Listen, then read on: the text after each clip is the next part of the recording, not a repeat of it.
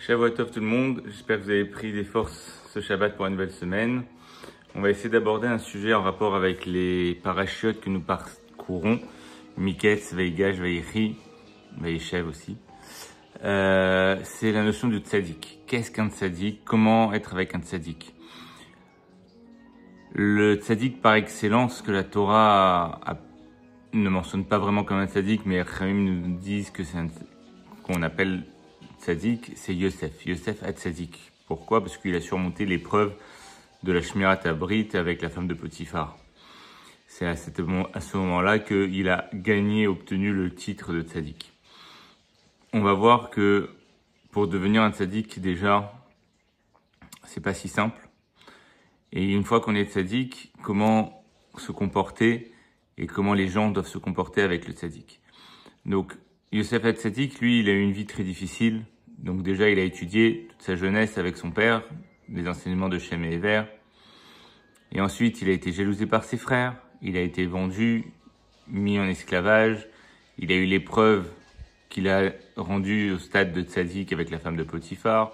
Puis, il a été encore en prison.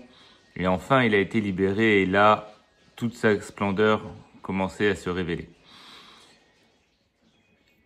Donc, Yosef Hatzadik, il a été jalousé par ses frères.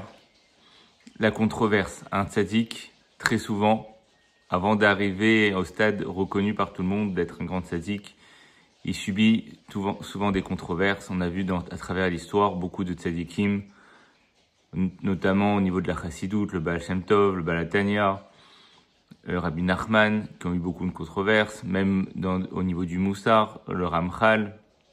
Tous ses écrits ont été brûlés de son vivant. Et voilà, donc des tzadikim, ils souffrent beaucoup dans leur vie avant d'être dévoilés qu'on découvre que ce sont des grands tzadikim. Ensuite, une fois que le tzadik commence son ascension, on voit que Yosef, il interprète les rêves.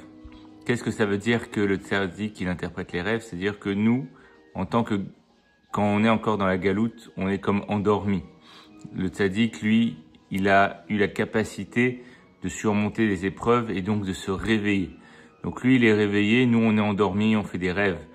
Les rêves, c'est ce qu'on vit nous. Le monde dans lequel nous vivons, en fait, n'est qu'un monde éphémère, un monde de rêves.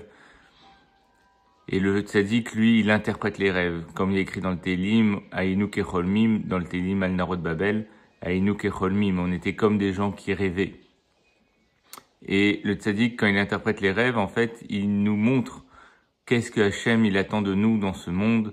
Comme il a dit à Pharaon, quand Pharaon a rêvé, il a interprété les rêves de Pharaon.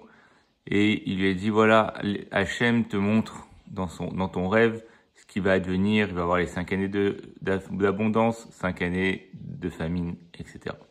Ensuite, deuxième point, c'est que le tzaddik, il donne des conseils pour s'améliorer. Il a dit à Pharaon, moi, je te donne un conseil, mets de côté engrange pendant les 7 années d'abondance. Et ensuite, quand ce sera la famine, on aura de quoi manger. Le tzaddik, il nous dit, dans ta jeunesse, quand tu n'as pas de soucis, quand tu n'as pas d'épreuves, emmagasine toutes les mitzvot que tu peux emmagasiner, et pour que les jours de difficulté, où ce sera beaucoup plus difficile pour toi, tu puisses avoir ces points positifs en toi qui te permettent de te maintenir, de t'en sortir, de trouver une lueur d'espoir et de maintenir jusqu'au moment où les difficultés s'arrêteront. Troisièmement, le tzaddik, il est caché et il faut aller le chercher même dans la difficulté.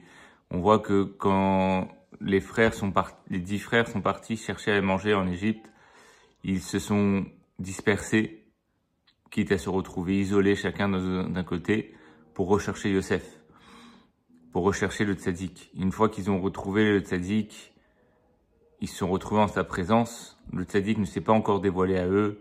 Il leur a fait faire des choses qu'ils ne comprenaient pas. Et jusqu'au point où, à la fin, même, Yosef a accusé Binyamin, et là, Yehuda ne comprenait plus ce qui se passait. Et il est parti glisser un mot à l'oreille de Yosef, le tzaddik, Vaïgash et la Yehuda, Beozne Adoni. Il est parti lui parler Et qu'est-ce qu'il lui a dit? Il lui a raconté tout ce qui s'est passé. Il lui a parlé même des choses que le tzaddik connaissait, puisqu'il a raconté tout ce qui s'est passé entre lui et Yosef, donc tu m'as dit tu nous as accusés d'être des espions, tu nous as demandé de revenir avec notre frère Binyamin, on est revenu avec Binyamin, maintenant il y a l'histoire de la coupe. Et il lui a raconté alors que Yosef, il était au courant de tout ça, parce que c'est lui qui a tout manigancé. Et c'est ce point-là et Yehuda, il dit que Yosef, il est Kichamocha Kefaro, tu es comme Pharaon, tu es comme le roi.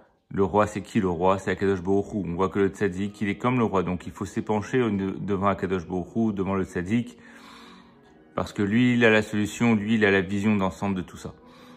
Et le tzaddik, quand il décrète quelque chose, le roi, il obéit. Quand Yosef a interprété les rêves de Pharaon et qu'il a donné le conseil, Pharaon a dit, tout ce que Yosef dit, vous le faites. Quand Yosef a dit, vous allez aller à Goshen, par la suite, Pharaon a acquiescé, il a dit, vous allez aller à Goshen. Donc on voit que le tzaddik, il a une force sur le roi, qu'il peut décréter, le roi valide ce qu'il dit. Autre chose, c'est qu'une fois que Yosef s'est dévoilé et qu'il leur a dit Ani Yosef, il leur a dit ne vous attristez pas, ne soyez pas tristes.